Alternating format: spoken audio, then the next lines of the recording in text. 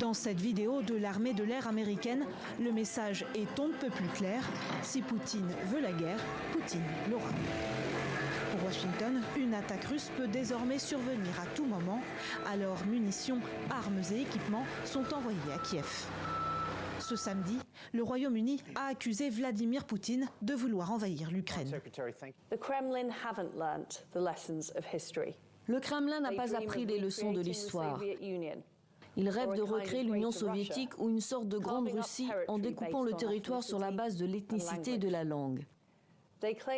Ils prétendent vouloir la stabilité alors qu'ils s'emploient à menacer et déstabiliser les autres.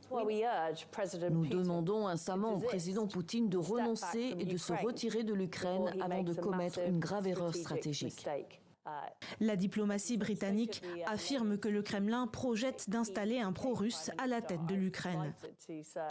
Plusieurs anciens hommes politiques ukrainiens seraient en lice et, selon Londres, impliqués dans la planification d'une attaque à venir. Des accusations immédiatement qualifiées d'absurdité par Moscou. À Kharkiv, dans la deuxième plus grande ville d'Ukraine, les habitants se préparent au pire. Si la guerre éclate, je déménagerai dans une autre ville ou en Pologne.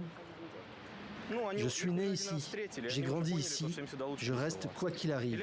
Et si je dois me battre pour défendre la ville, je le ferai.